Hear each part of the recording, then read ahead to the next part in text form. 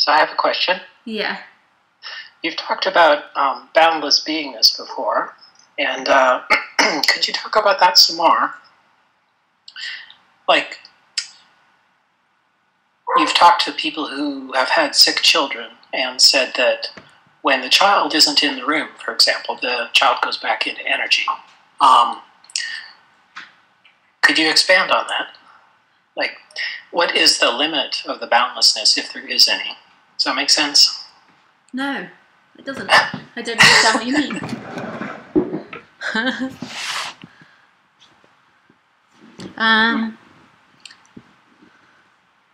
Another example, if I'm in a small room, Yeah. is the beingness smaller than in a large room?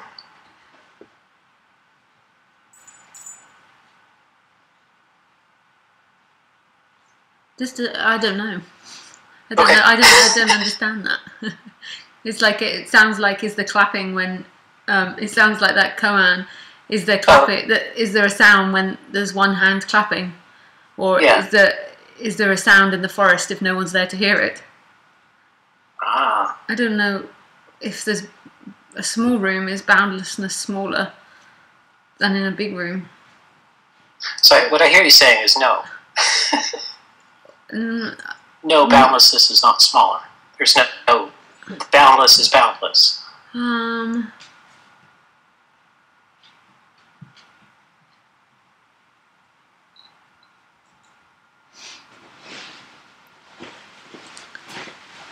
Well, in your experience now, where does anything start and stop? That's headed towards. Where is the beginning of boundlessness and the end of boundlessness? Where does it end? I'm not sure, but let's erase the word boundlessness because maybe that's a confusing word. But okay. What about if you go to the word amness or aliveness, that sense of being prior to I am the body and I am something I know about myself? Where does that end?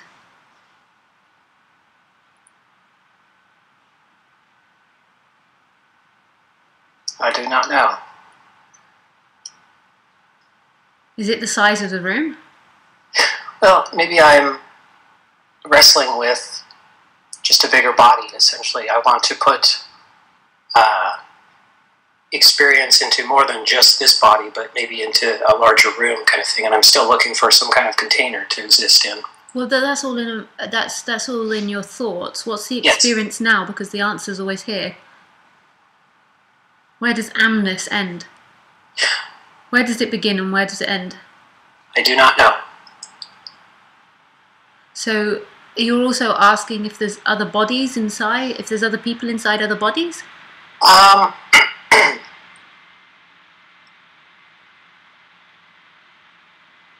suppose. That's a good question as well. So what's the experience? Is there another being inside Lisa?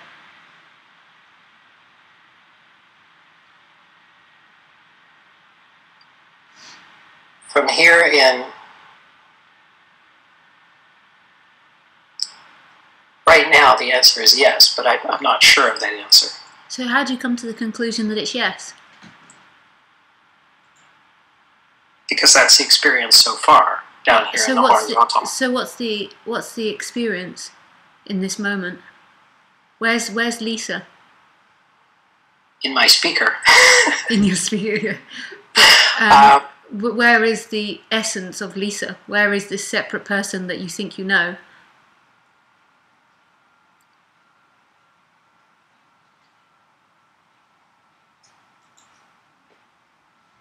Again, I do not know.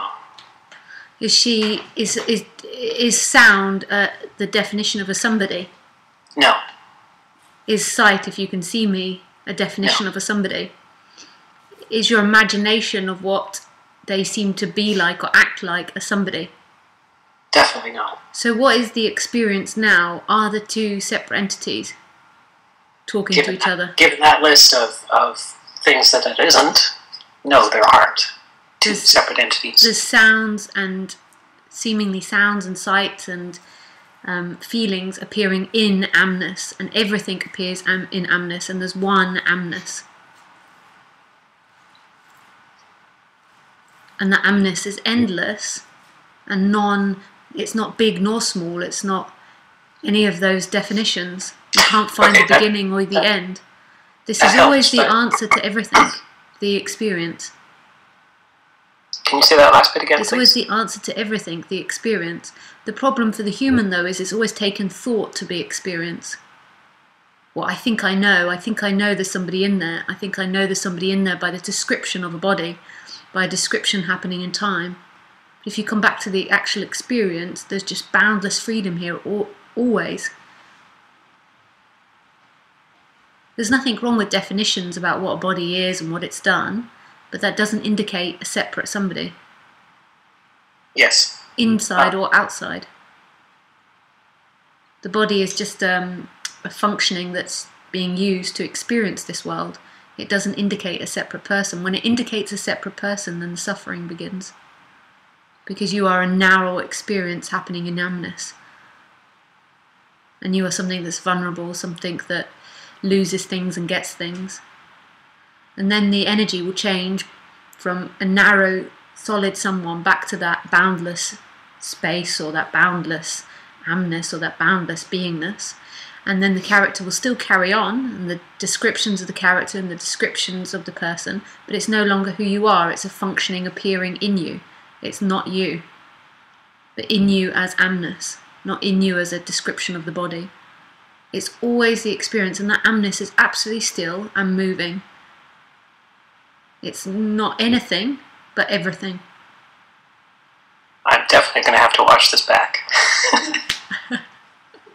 The freedom is when that person that's holding on to the body disappears, and then experiencing is experienced by nobody anymore. There's just an immersion into experience, but it's no longer for you or for anybody anymore.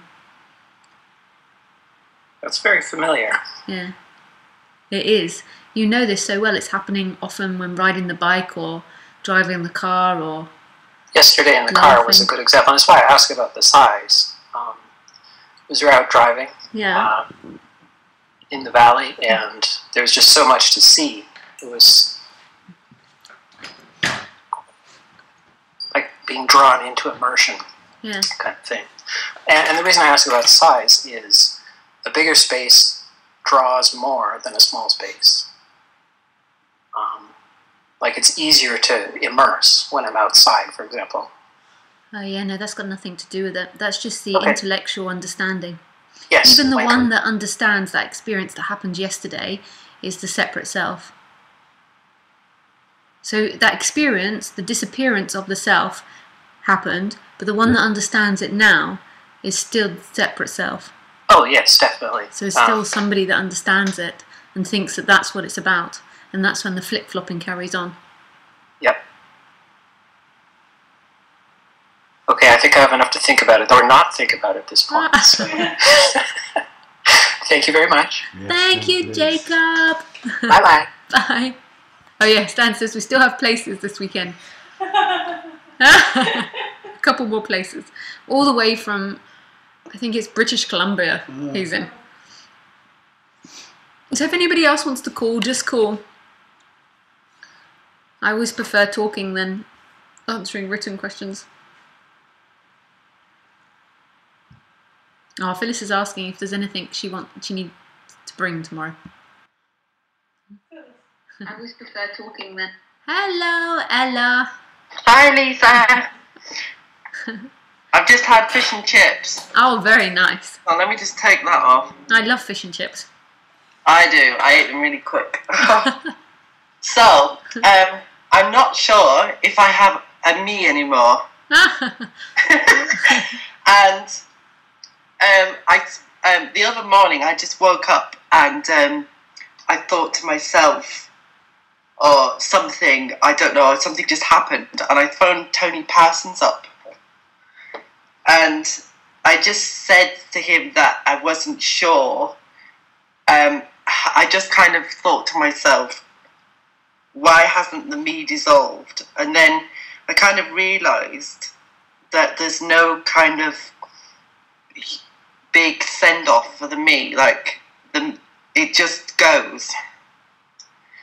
And then I don't know whether it was then or after, but I looked in the mirror, and because I wasn't sure that there was a me there, and I looked in the mirror and my body stuck its tongue out at me and I laughed. And then the whole day I was just completely walking around and talking to people, and there was nothing directing it at all. And now I don't think there's a me there. But why? What's the? Who cares? Who's the one that even cares? Who cares about that?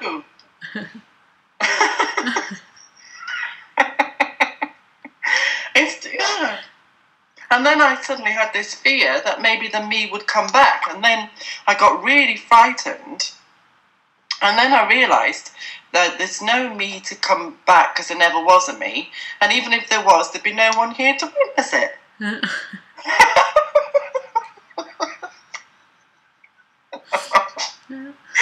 So I don't think there's a me there.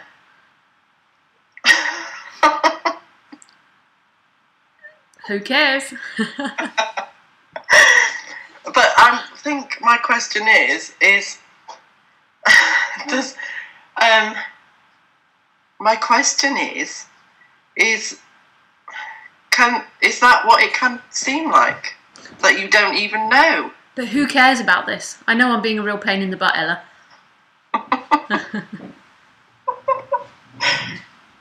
No one cares.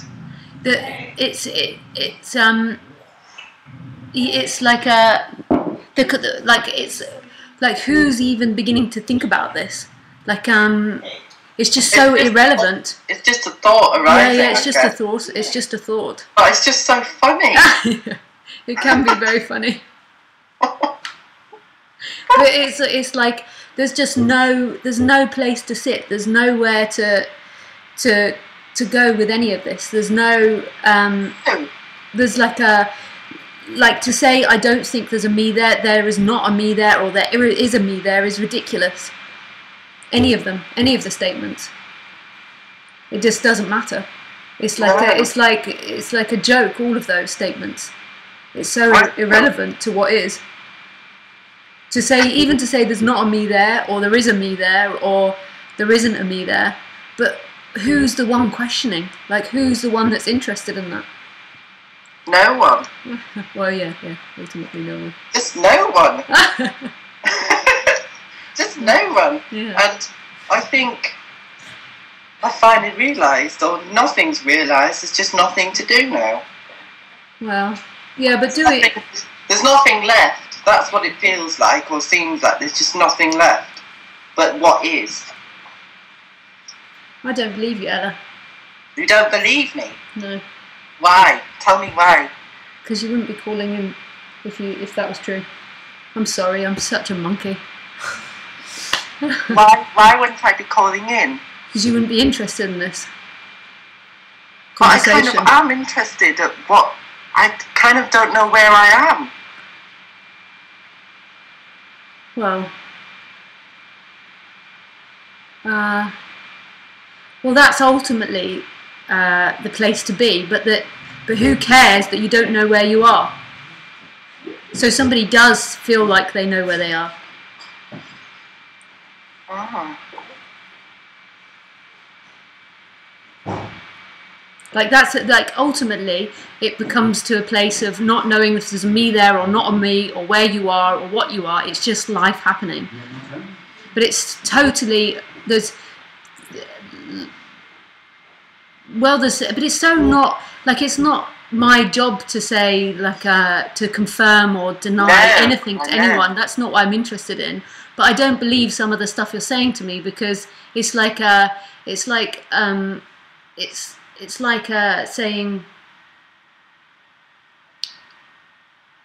saying there's nothing to be done and there's no interest in anything, but yet there's still a calling in, interested in whether you're there or not. So it's like I don't believe that statement, but it's fine. It's not a problem. But I'm just trying to cut it off because I just don't believe it. I don't quite understand then. Well, I don't feel like there's a me there. but why the fuck do you care then to tell me that? Like, I don't mean that to sound harsh or rude, but like, who's saying that? Why would you call me or Tony and say that if you didn't feel like there was a me there? There would be just no interest in the subject. There would just be interest in what's happening.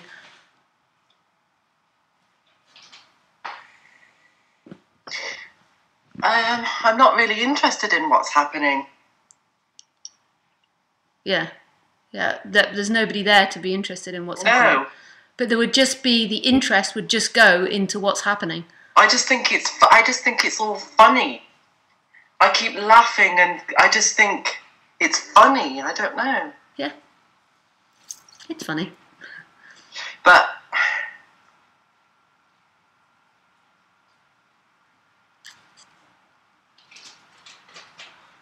I don't understand really, because I think if I don't know that there's a me or not, then I kind of something saying. I don't know.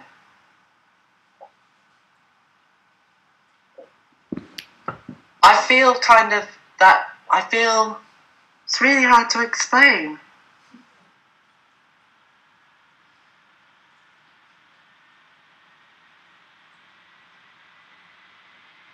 It's hard to explain how I feel about it. But why do you need to know or care or? Because why do I need to know or care? Because That's what's happening. yeah, it's just happening that I feel like what is happening to this whole thing that is me, the body, the mind, the autism that I have, the sadness that has been there for a long time, what is happening to it all? I mean, just suddenly felt the other day that there was no longer anybody there, that the me was recognized as a thought, and then it just melted into all the rest of everything. Yeah, that's nice, but who cares now?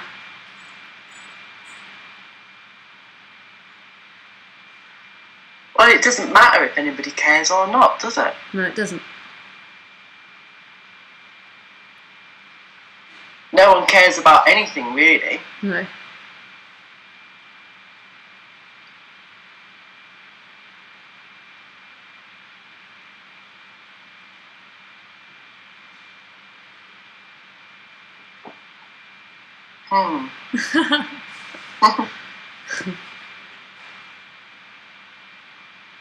Okay, thank you. Thanks, Ella. Bye.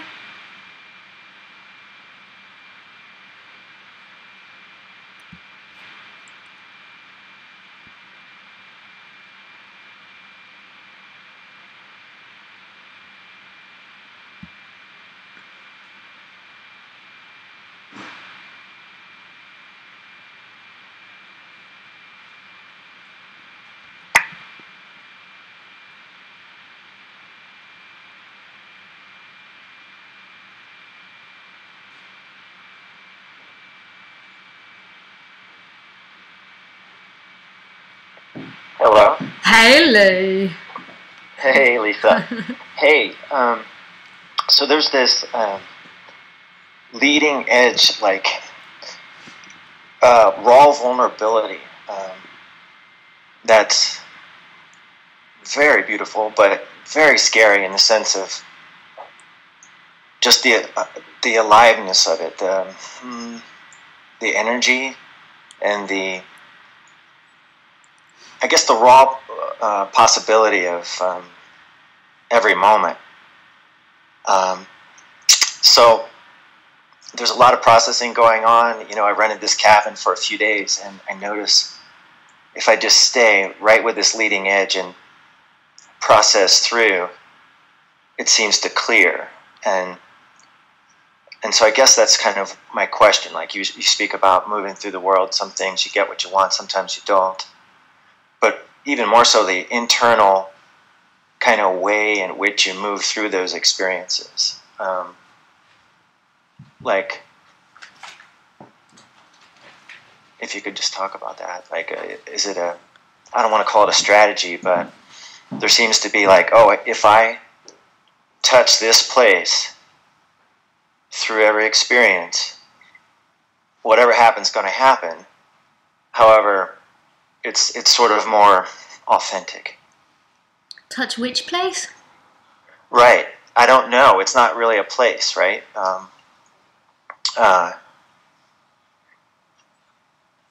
don't know. Just like really communicate from where you're standing, you know? No, I don't know what you mean, really. Okay. Yeah, like, yeah. Who's the one that's aware of communicating from a different place? I'm not talking about an experience, I'm talking about that one that stands in the middle of stuff. So the one that's aware of communicating from a different place is the same person that's aware as the one that's communicating from a contracted place. That's not what I'm talking about. Okay, got you. Like, who's aware of communicating from a different place? Who's watching that? And I don't mean that as like you are the witness. I mean as that one that thinks it knows that it's communicating from a different place is just a thought that passes through and will die when the brain dies and is of no relevance. Yes, exactly. Right. That's beautiful. Right. So the dance is what I'm speaking of now, of that unwinding or that realization that, you know, this whole thing is a product of the food body. And yet there's that... Which whole thing's a product of the food body? Taste, touch, sound, sight. Yeah, yeah. Thinking, yep. Yeah, thinking. Exactly, thinking. Yeah. Right. Right. There just seems to be more air between the thoughts and... But freedom's not found between the air and the thoughts. Freedom is what's always there. What you're just trying to describe is when you're not there, and then somebody comes back and then tries to go back to that experience. So basically, what waking up is, or liberation is a dissolving of the person that's experiencing life. And that's what all your awakening experiences has been, is when you aren't there anymore. But you can't possibly know that. Who is it that's watching the going between the two different places? That one that's watching them is still a lie. That one that knows the liberation of Lee is still a lie. Yeah, yeah. That one's, that's still thoughts, that's still a personal energy that thinks it knows something, and it feels like that person sits in a specific place, and watches this experience and changes emotions and feelings and ideas about itself, but it's generally sitting in the same place. But it's when that person moves out of the way that these awakening experiences happen. Then that person comes back and puts it into a context of my life in time, and it completely misreads what's happening and what the awakening actually is. The awakening is when you dissolve into things. So when you're doing something you love is when you dissolve into things, normally. Right, right. So when you're falling in love, or when you're laughing, or when you're whatever tickles you, listening to music, you disappears, and that's why these things become an addiction, because the person's always looking for its absence, but the person thinks what it's looking for is an experience for the person.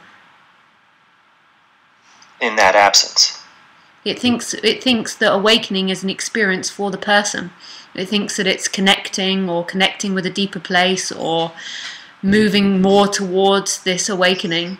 It always puts it back into relationship of somebody moving through time, but the somebody moving through time is what's always stood in between the experiencer and the experiencing, or seemingly divided those two things, the experiencer and the experienced. But there is no divide. That divide is a discomfort, and what suffering is.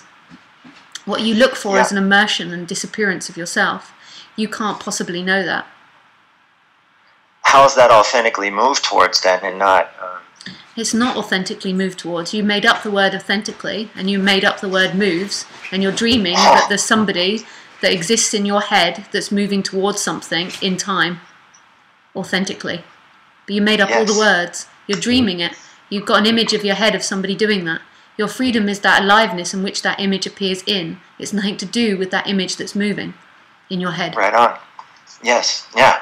Yeah. What will happen is the energy will shift from that narrow character that you imagine in your head to that boundless aliveness that's always been there when the body was 2, 4, 6, 8, even before the body was born. And that aliveness is nothing, and that's what the essence of everything is nothing and everything, because everything is nothing. You could call it the bridge, or you could just call it nothing and everything. It's the bridge between nothing and everything, or it just is nothing and everything. So it's nothing to do with that person that you're imagining waking through time or having an authentic awakening. It's there all the time, aliveness. That person's actually dissolving, and it can't recognize its own dissolving. Every story it makes up about awakening is just a story, which can be fun and can be shared for fun purposes, but eventually the energy will swap, and it will just be seen as a character playing out, as a functioning and for fun. And it's nothing to do with who you are. And it was not anything, your freedom was never found in that character. Your freedom was always there in the background, but is now the foreground, or is now seen as everywhere, which it always was. It's just seemed to be divided by the person. Yeah, yeah, that's the beautiful failure of the whole trying game. So nobody can authentically move towards it. Yeah. That's an imagining. You don't exist in that imagination. Yeah, I guess that covers some of the fear of lack of control. Yeah. Because control was also imagination. Oh, yeah. Yeah, that's clear Even now. lack of control is imagination. Yeah.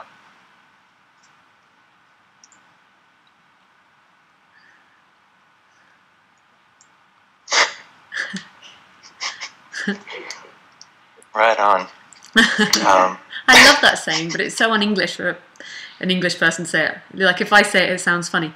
Right on. Doesn't work. Yeah. Right on. Yeah. It works for an English person to say nice. I got that from America, yeah. Like, Americans always go, nice. But it works. An English person can say that, can go, nice. That works. But right on, it doesn't work for us. Right exactly. on. Yeah, that's very true. Well, thank you so much. Yeah, Thanks, it's great Lee. to. Thank you. It's lovely to talk to you again. All right. Take care. Bye.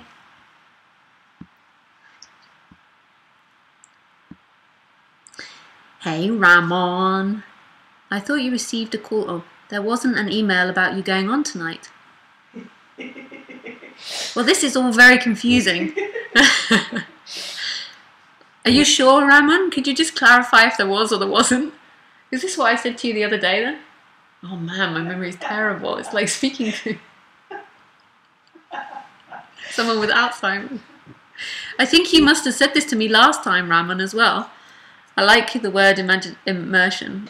That doesn't seem so foreign, enlightened. Just check to see if you got an email now. There's definitely no email. Huh.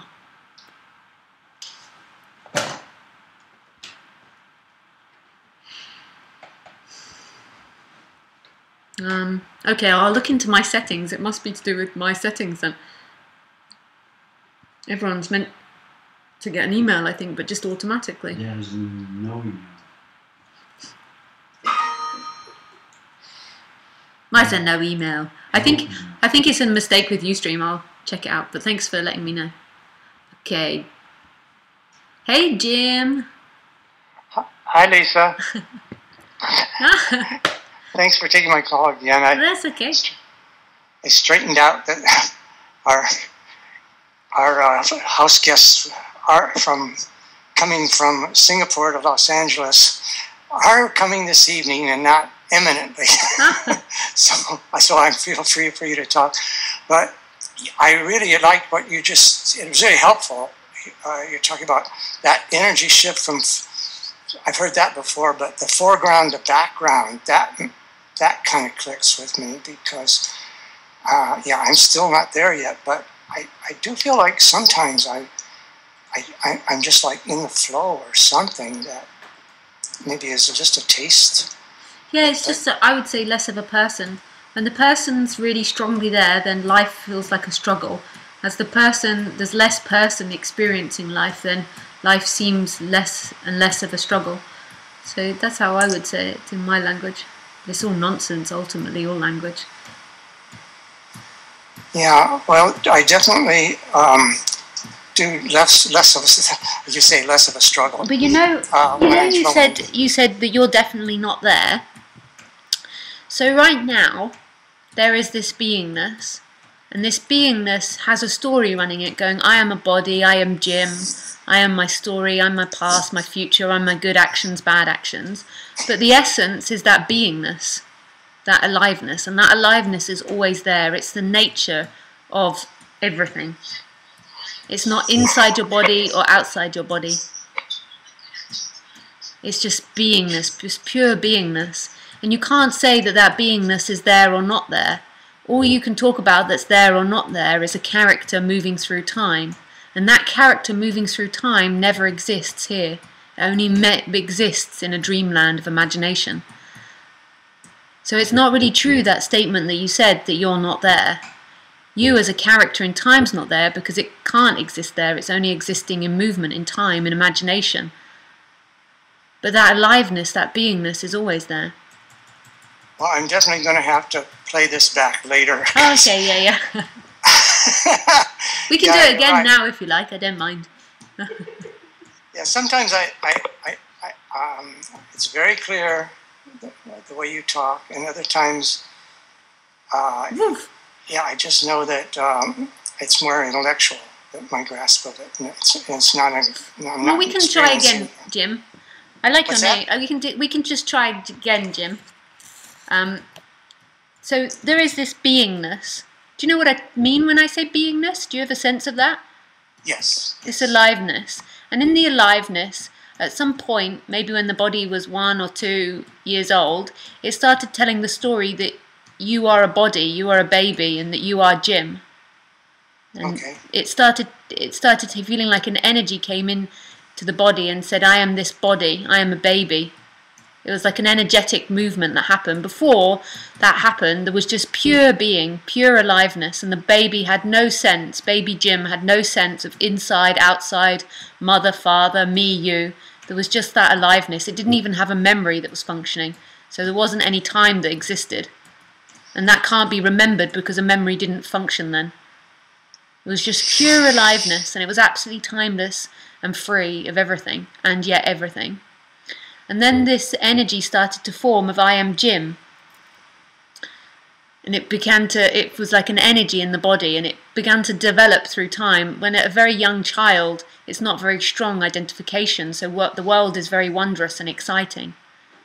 And then as the body gets older and older, that contraction, that energy of Jim gets stronger, and the idea of what you need to do with your life and where you need to go gets stronger, and the looking for things in time grows. And then there becomes more focus on things in time, and all the energy moves into past and future, where you've come from, where you're going, what you're going to get. And the energy is all focused around Jim. But there's always that aliveness, that same aliveness that was there when before the baby had identified. That pure beingness is always there, even though that whole character of Jim's developed.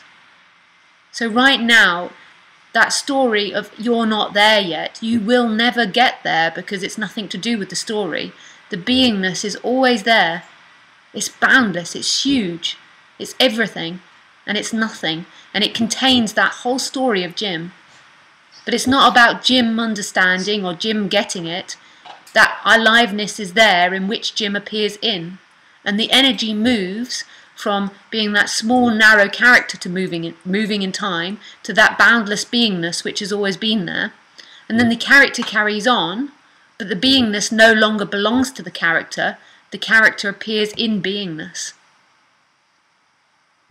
Character appears in beingness. But it's not something you get, it's a like sense. The character in a dream is appearing in the dream. Yeah. So it's like that beingness is there right now. It's everything. It doesn't, your aliveness, your essence, that timeless part of you, that pit that feels the same when you're 1, 2, 3, 4, 5, 6, 7, when you were angry, happy, sad, when the body was sick. That beingness is always there. It's always free. And as you begin to forget yourself, as Jim begins to die, as the brain begins to get older, there will still be that vibrant, radiant beingness. Even if Jim gets Alzheimer's and forgets everything about Jim, there will always be that essence of aliveness. And that aliveness is pure love. Right. And it's there all the time. In all Jim's suffering, it's been there, immersing Jim. I don't even know a better word to put it. Like it's been there, holding Jim. It's been Jim. You know what I mean? So it's never something that you regain. It's always there. It's just when you begin to forget yourself, then there's just a melting back into pure beingness. Or you could put it the other way, when you begin to remember yourself as pure beingness, the Jim begins to be forgotten. You could say it both ways. Neither of them are right. Neither of them are wrong.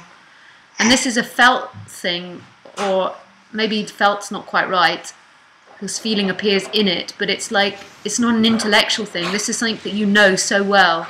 Your beingness is so intimate. It's there when you're sick, it's there when you're depressed, it's there when you're happy, it's there when your wife likes you or doesn't like you, or when your wife leaves you, or when your kids grow up and leave home, or when they're children. It's always there, the beingness. It's free as well. You are always free. So that sentence, I haven't got there yet. Who hasn't got there yet? Yeah. I'm like a leech, aren't I? You say one thing, I'm like... No, a couple of times in my life I've had those, what I call noetic experience. What do you call it? A noetic? Yeah, noetic is just something that you absolutely know. You don't know how you know, you just know it. What's the word noetic? I've never heard that word before. Noetic. Well, unfortunately I was a philosophy major, so... And in a philosophy of religion class, a professor introduced us to that term. Noetic. Of mystics who they know, but they have no way of, there's no explanation for knowing. There's no justification. No, because justification can only happen in time. Yeah, that noetic. Actually, you've not had the noetic experiences. You disappeared, and there was always that noetic experience. But then you came back and you said, "Oh, wow," and then you formulated it into a memory. But you never experienced it. You were always the experience. You could never experience the noetic experience, if I'm saying that word right, because you were always the experience. Jim was always the experience, not the experiencer. Yeah, you're right. The term noetic still I'm a philosophy major. I like that. I'm right. In dualism, but sorry. Carry on. No, I'm just saying that you're right. That term, using the term, still is in a dualistic context there. But you're still, you say there's an energy shift from from the Jim that's in the story in time to the awareness of being. Not the awareness, just to beingness. Awareness is just a functioning, but it's often used in non-duality because it's an easy explanation. But it is an energetic shift, but ultimately it's not really an energetic shift. It's just seemingly an energetic shift. It's just, I mean, there's never, because even the energetic contraction of that feeling of being Jim is really actually always a boundless experience. It just appears to give the experience of contraction. So there's not really ever an energetic shift, but it seems that way. Oh. It seems that way because actually that contraction of Jim is actually happening everywhere and is boundless. Like you'll never find the contraction of Jim. By contraction, you mean like focusing on something? Or? I mean by the contraction, I mean the personal entity, the sense of being Jim. that contracted sense of being somebody inside a body separate from the world, is actually never happening. You'll never find it. It's always boundlessness, even with the appearance of a contraction. But the contraction's actually happening everywhere. You'll never find a contraction of you. You'll never find you. You'll never find Jim. Okay, so that sense of having a boundary, Yeah, it is complete illusion. can't be found. It's total illusion. It can't ever be found. It can only it can never be found. Where would that beingness that's always there be found? Like, where would you, when it comes down to the essence of you, the beingness, where would it ever be found? The contraction was always an illusion and never really happening. So it's not really an energetic shift, but that's just a way in which to explain what seems to happen. A move from contraction to boundlessness, but there's never really a contraction. Yeah, sometimes I think that I know there was a Zen Buddhist that talked about we mistake words for nouns as having existence, and he talked about, he said, like a fist. He said, I open my hand and where is it? Yeah. Yeah, that's exactly it. That's a really nice expression. Yeah, I think that was Alan Watts. He's good, Alan Watts. He says some really sweet things. I like him. Very much, yeah. Oh, wow. Yeah. I will definitely be playing this back many times until I don't need it anymore. You never need it, Jim, because this is just yourself talking to you, but it seems that way sometimes. That's the dream that comes up. So. Oh. Nice. Oh, well, thanks, Jim. Lovely to speak to you. Thank you. Thank you very much. Thanks for calling in. Bye. Bye-bye.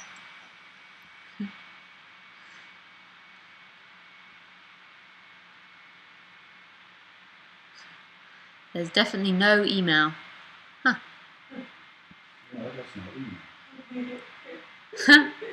Useam sends out an automatic email when you broadcast. Can be delayed by up to 90 minutes from what I've seen. Email has no guarantee on delivery time.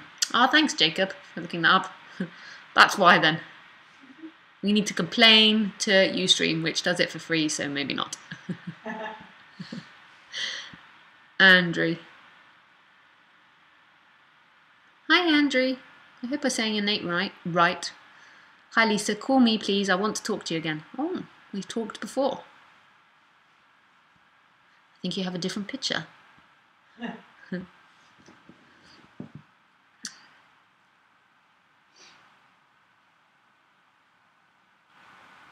Hi, Lisa. Hey, Andrew.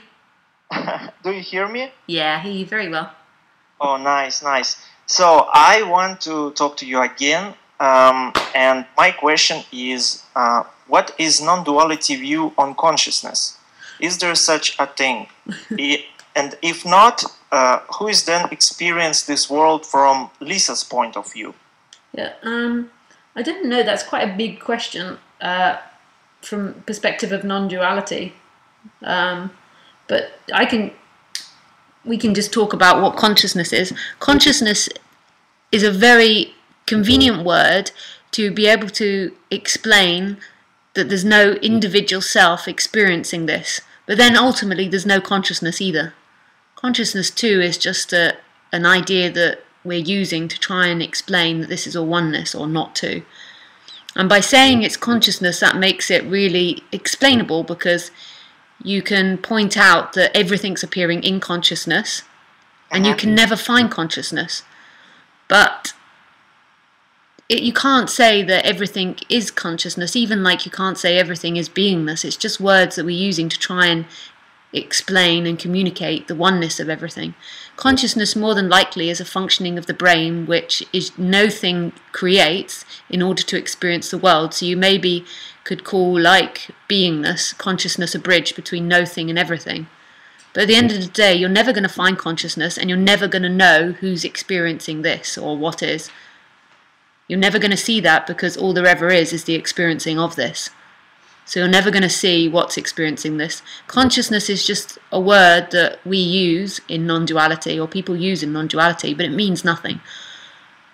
To come and sit in the idea that it's all consciousness, and you know that, who knows that, and who watches from the perspective of consciousness?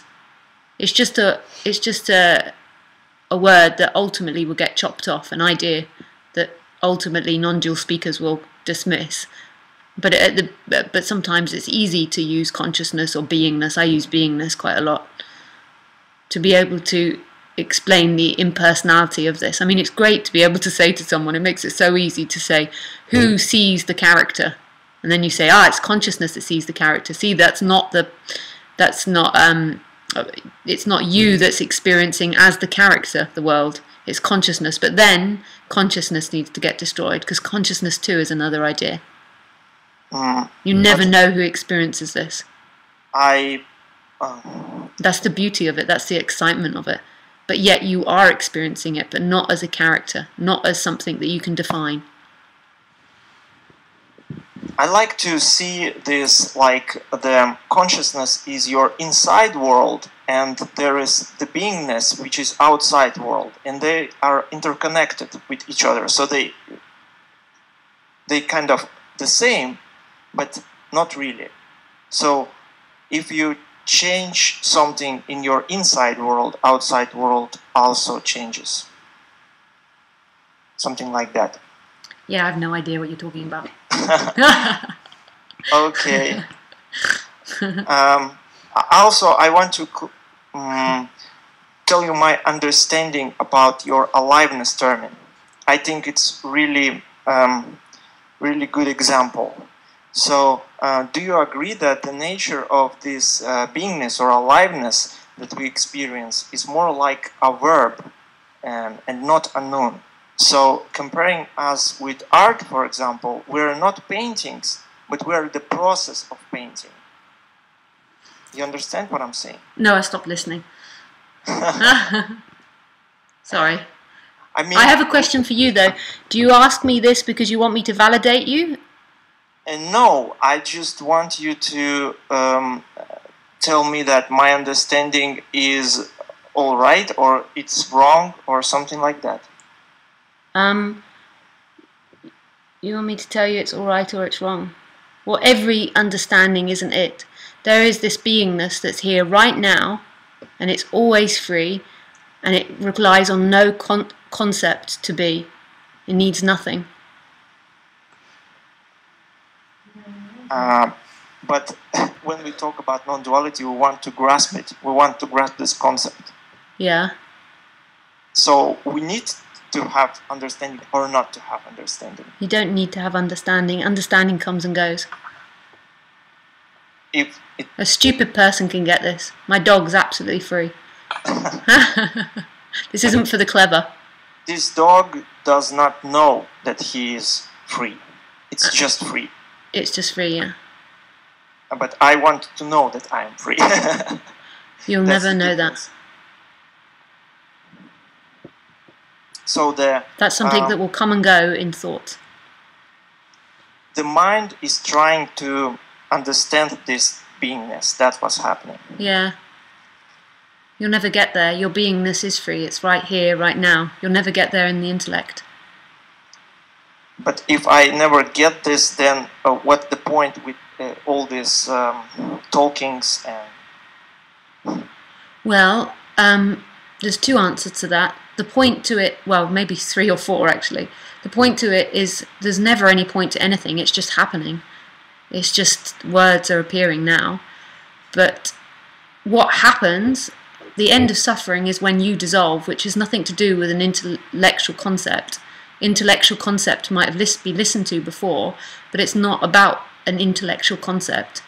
It's the changeover from being a narrow person that exists in time and understands things to that aliveness that's there right now, that beingness that's always been there when you were 1, 2, 3, 4, happy, sad, angry, when you had a broken arm, when you forgot things, when you woke up in the morning just before you went to sleep. And that's got nothing to do with intellectual understanding. Intellectual understanding arises and moves through beingness. Intellectual understanding is an experience.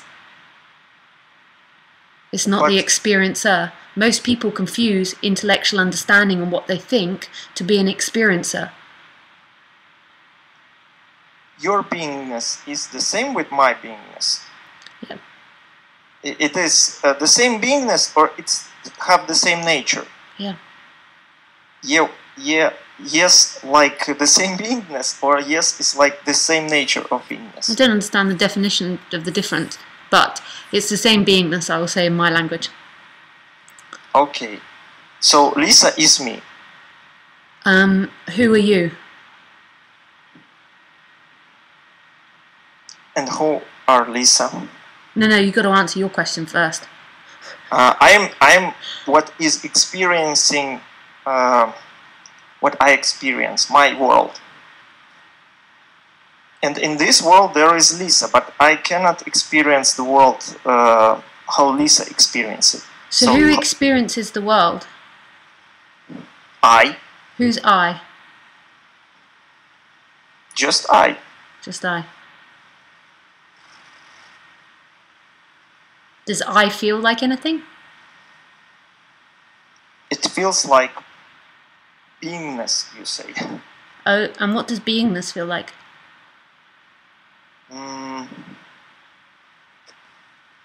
Just energy. And how does beingness know that it experiences? I can see changes around me. I mean, everything changes. I see the change of things. And how does it know the change of things? Because it sees forms changing. And how does it know that? It doesn't know, it just sees it, experience it. It experiences, right? Yeah. But forms that I see, they are different from your forms. Is that the experience now?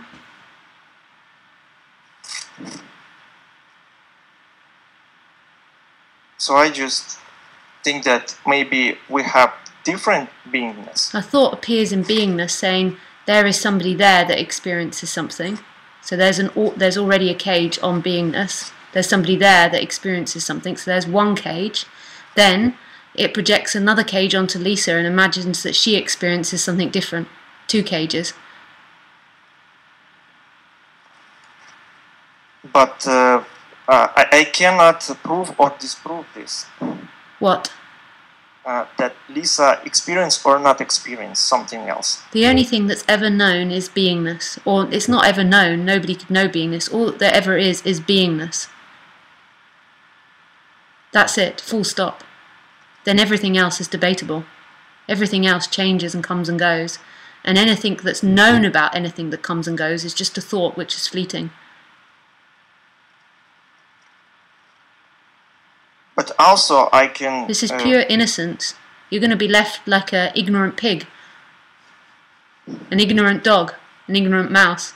You're no longer to be able to sit on a perch of the intellect. Why then I was not born like a dog? Why I have these thoughts? Because that's the experience life wants to have. This is strange. Isn't it? It's really strange. But then that thought disappears and then we're just left drunk, just immersed in experiencing again. And it's not strange or not strange. Then the thought comes up and goes, whoa, this is strange. And then it goes. Okay, thank you, Lisa. Thank you. Nice to speak with you again. Bye. Bye.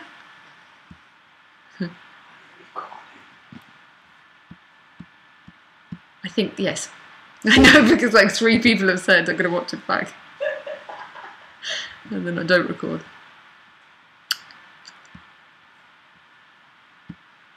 Yes, it happened before the email arrived 2-3 hours late. This free service. Terrible. Why aliveness is pure love? A pearl. Why is aliveness pure love? It just is. It just is. Hey, Evgeny.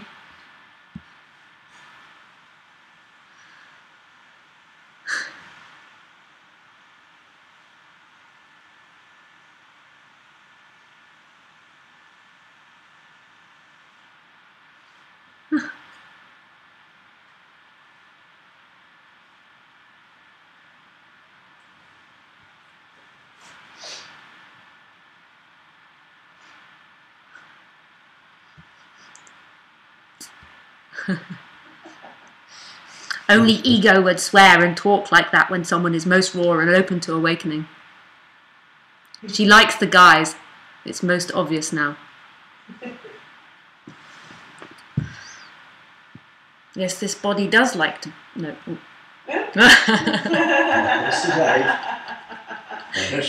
She was going to be rude. She was going to be rude, and then she looked at Stan. I thought that's point always you see. Yeah, I'm joking. I'm playing.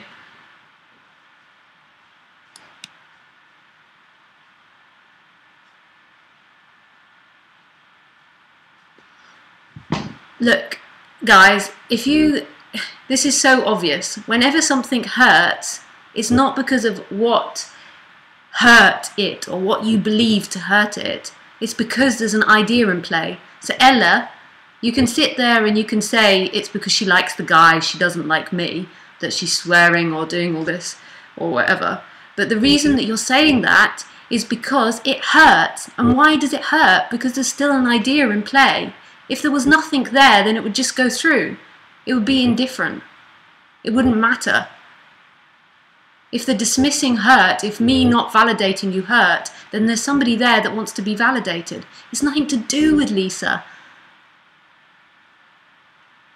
You should thank the people that hurt you.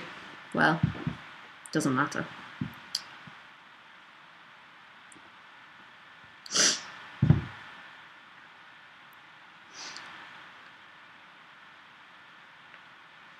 If you want to phone in and be validated, then it's going to hurt.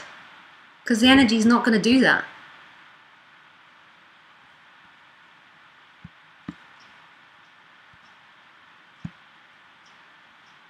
Can you call me? Can you call when free? Want to complain about the email?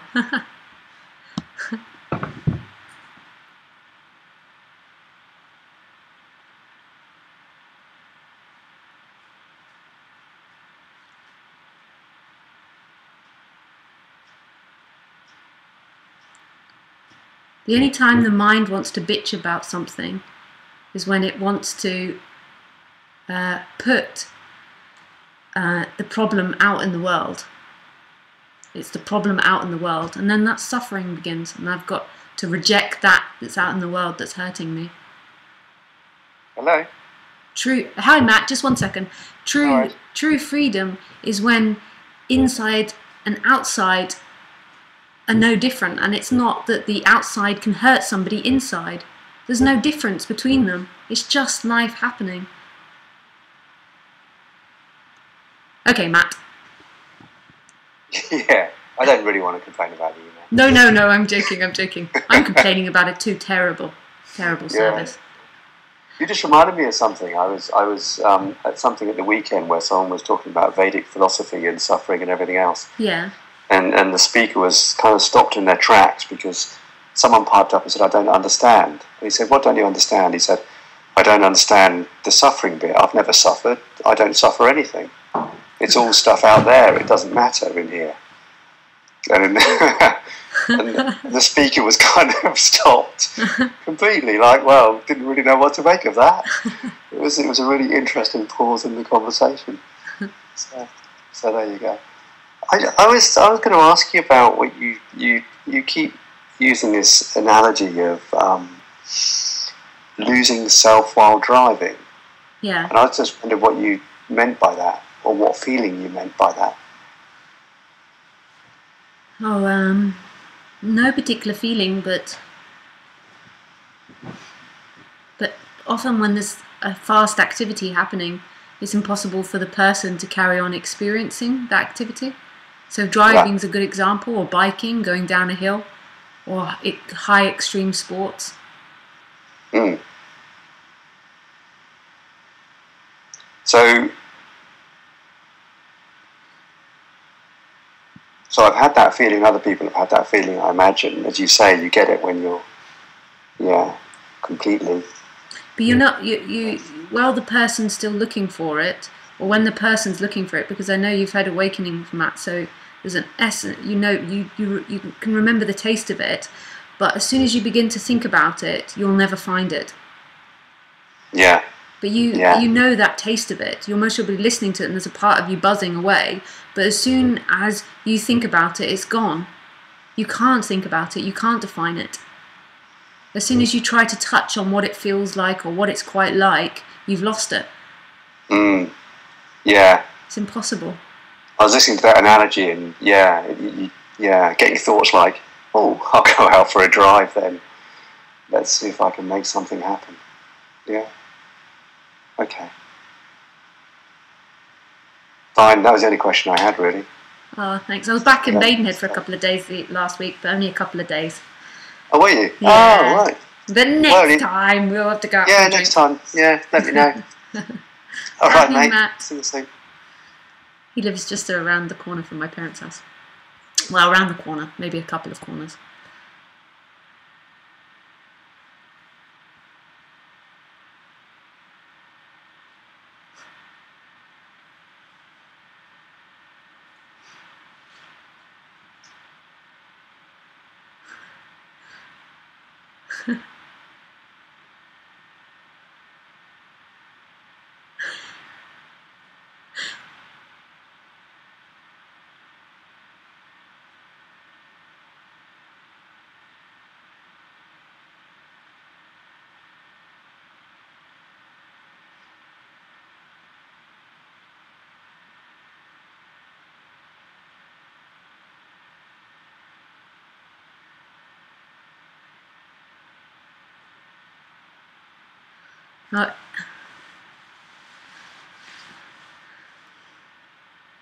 Ellie, why do you care? Why do you care? Why do you want to put it on Lisa that it's Lisa's fault now? She's a fake. Only a fake would do that. She's put down. What hurts is only an idea. It's never the external. Well, you keep thinking it's the external, suffering carries on.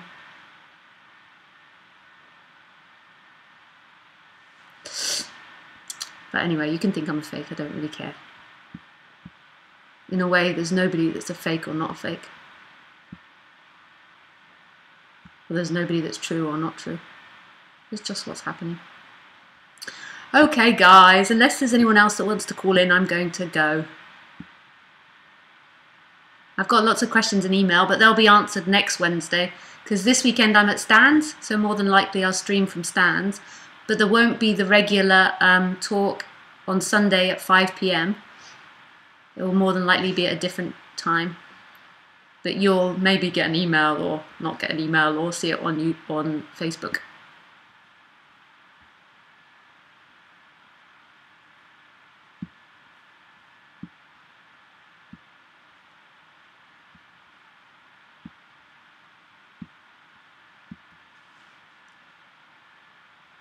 Anybody else calling in?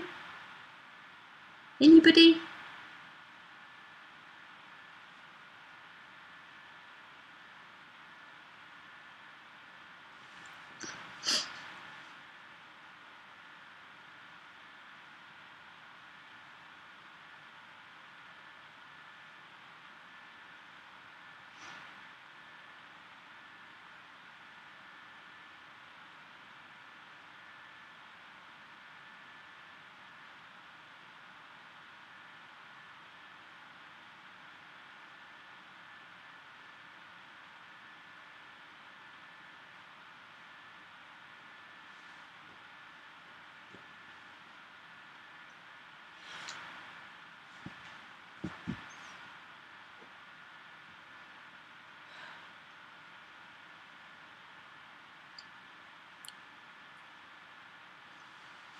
Okay, guys, thank you very much.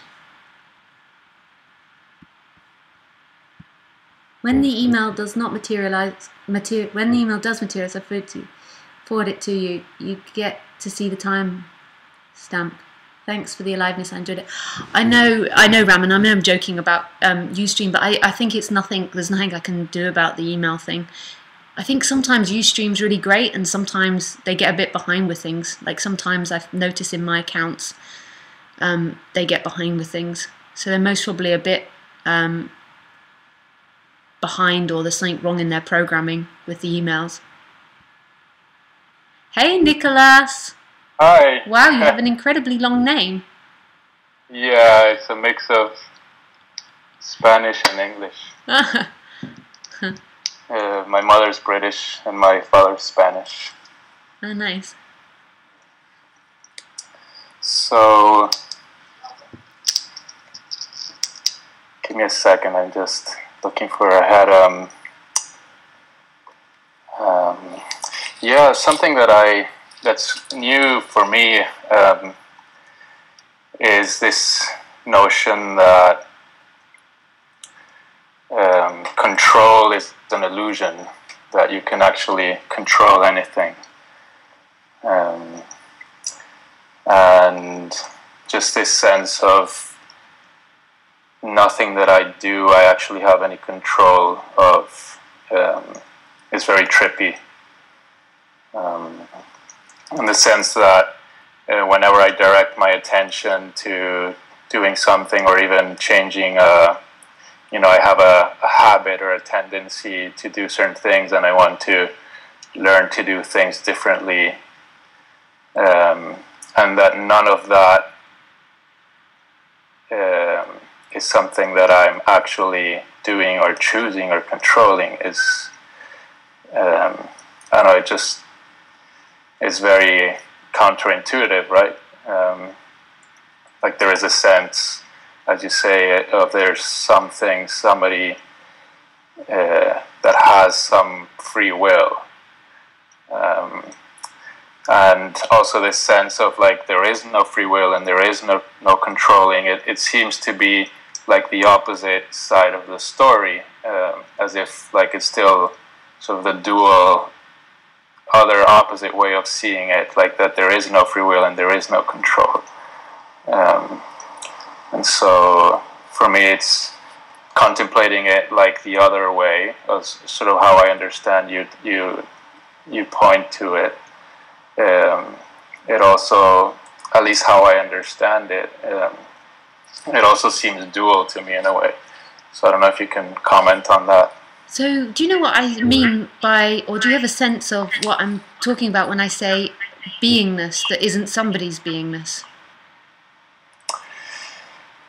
I think I have a sense, I'm not sure, that there's like, is that maybe what you could call presence also? Yeah, maybe. But words are always difficult to pin things. I tend to use beingness at the moment, it always changes. So, how old are you, Nicholas? I'm 35. You're 35.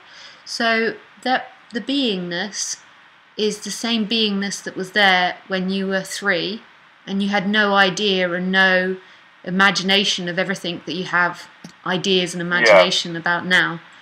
And it's the same beingness just before you go to sleep at night and the world is being forgotten. And just when you wake up and you can't remember yourself, there's always that same beingness. And maybe if you've ever taken drugs or drinking alcohol and you've knocked your sense of self out so much, but there's always that same aliveness, that same sense of being, no matter what the experience of the person is.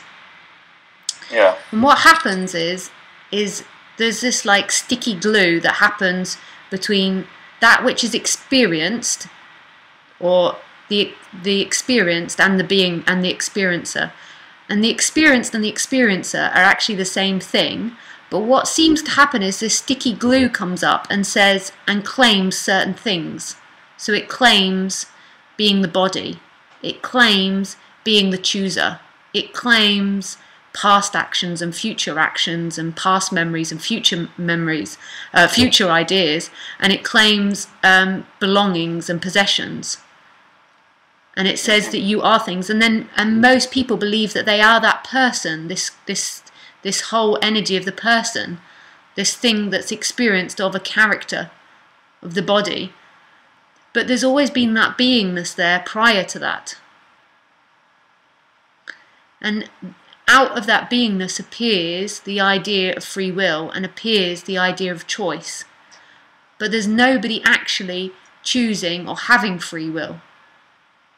It just appears from beingness. The mistake is, though, that people think that they've got free will, that they are somebody who exists separately and they've got free will. rather than there's an appearance of free will happening in boundlessness, happening in choicelessness, happening in freedom or space.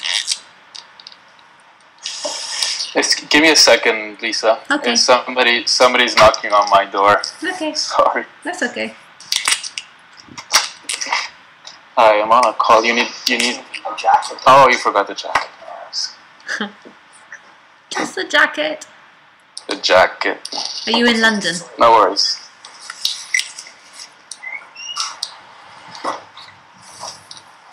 Yeah, sorry.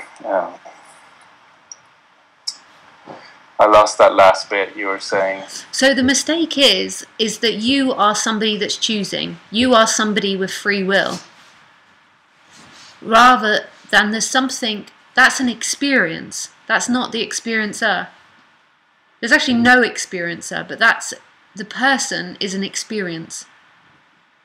So free will is an experience. It's not that somebody actually has free will. Choice is an experience. It's not that somebody actually has choice.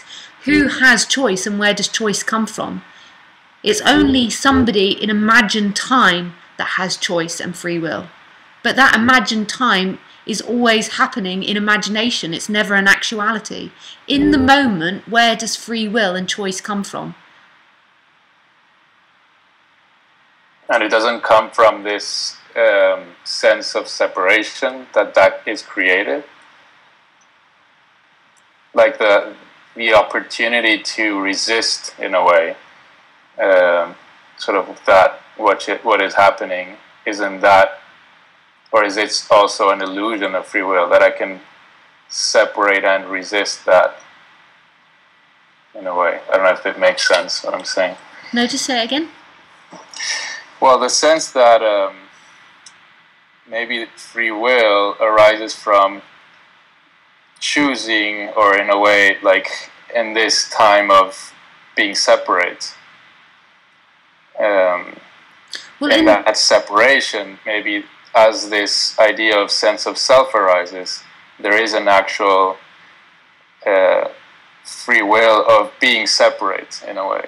There's an appearance of free will, but it doesn't belong to anyone. So right now, so if you choose to pick up the comb or put your hand on the computer, where does that come from, that movement or that action or that choice? Yeah, I've looked into that and it's pretty mysterious. Yeah. The person, though, keeps saying it comes from time and it comes from me. But actually, in each moment, where is it coming from? So there's nothing wrong with the appearance of choice. There's nothing wrong with the appearance of free will. But it doesn't actually belong to anyone. It's actually appearing in boundless freedom and for nobody. So there's an appearance of it. And I don't mean to sound like I deny the appearance of free will and choice. So there's two things offered. And there's shall I have apple juice or orange juice? And there seems to be a choice that's made. But it's not actually somebody choosing. The mistake is that who you are is that one that's choosing. Mm-hmm.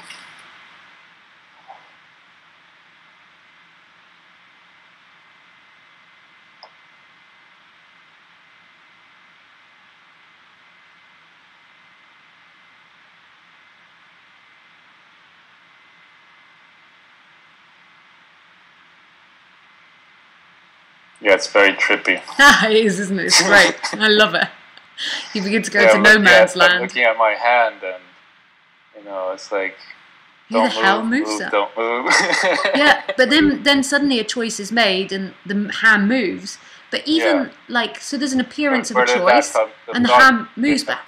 How the hell does the hand move? Just because a voice comes up and says, move hand, which most of the time it doesn't come up and say move hand, but just because in this instant a voice says that, how the hell is the hand moving? Yeah. It's just moving. Oh, it's amazing. I love it. Everything you think you know begins to collapse.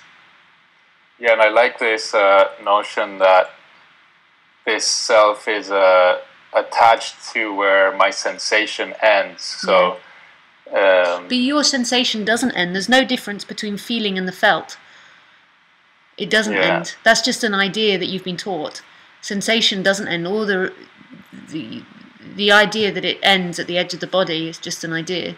There's no difference between feeling and the felt, the smelling and the smelled, the seeing and the seer, the seeing and the seen. I have a memory of that experience of touching something and being confused as to what side of that was me. Yeah. As if it was the table or it was my hands, that was me. And then realized, like, it's just that sensation that's produced by the skin and that surface. And it also, needs the surface. Yeah. It's quite mind-boggling.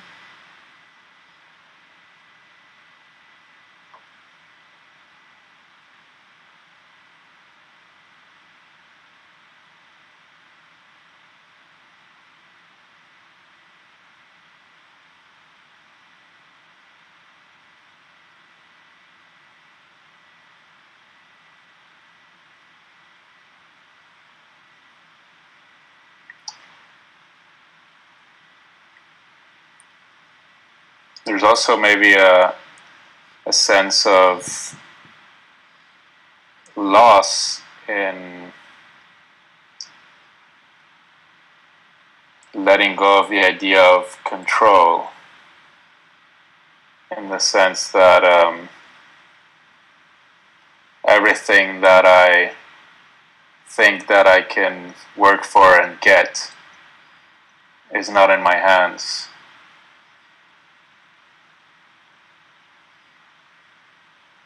But at the same time, there's like a relaxing. But for a part of me, it's sad to let go. Yeah. But you never ever would have got anything anyway. You just believed you got something. You'd have only ever got a belief. Even if you get £1 million in the bank, it's still a belief. Pretty good one. So you're only sad to lose beliefs. Which is, of course, that's all it ever is. When you hate someone, or when you hate yourself, or when you're sad, well, not necessarily sad, but when there's a problem, it's always because of a belief. When there's a longing, it's always because of a belief that you have. Yeah, like in, I recently had a breakup, and I realized that a lot of the sadness and the pain was around the loss of the idea of the future. Yeah. Yeah.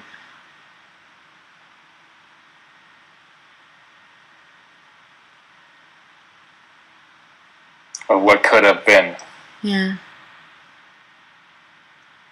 You never needed that for your happiness, or that was never it. What you were looking for was what was happening. It just gave a higher experience, and then it also gave a lower experience when that went. Yeah, the roller coaster. Yeah, gave a higher experience. Yes, this is it, or this is going to lead to this, and then it gives the opposite when it goes, I lost it. This actually brings me to another thing that I've been listening to some of your talks, and I remember reading from Osho, I think, who mentioned that sort of the ego falls when it's ready, like an apple from the tree, and sort of this notion that the seeker has to seek until everything is tried and nothing works, and before that it's not ready, etc., etc. But that sort of sounds also like a recipe for just encouraging the seeking, but it's... Yeah, well, it's back to nature. Like when you look at nature, it always reflects it back. It's like it's like two trees talking to each other, and one losing its leaf, and the other one saying, "How did you lose your leaves? When am I going to lose my leaves?" And the only answer is when you lose your leaves. Yeah. Like it's got nothing to. It's got nothing to do with you knowing or you understanding the process, but yet it's all moving perfectly. Yeah, so there's nothing really that I can... There's never been a you there. There's never been you there that exists. So the whole question is redundant. There's never been a you there that exists. There's just been the movement of things happening in boundlessness or in beingness. I think but that's doing will always happen because that's the nature of things, to move. But it was never ever you doing it and you figuring it out and you directing it. You were always the experience. Nicholas was always the experience, not the experiencer. But the illusion of a separation, isn't that something that exists? Oh God, I don't know. I don't know what exists and what doesn't. It's so real, right? And there's, you know. Well, I just don't know. You get to these sort of things, and then it's like the mind implodes. What's actually happening? It's just you begin. What exists and what doesn't, like all there is what is, and the more and more you question, the more and more you can't answer, really. It sounds like I'm giving answers, but really I'm just trying to dislodge the question. Or the idea that leads to the question.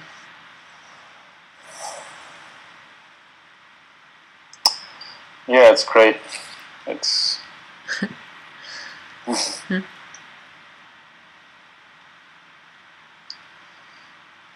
well, thanks, Lisa. Oh, thanks, Nicholas. Lovely to speak to you. Nice to meet you. Yeah. Bye. Bye, take care.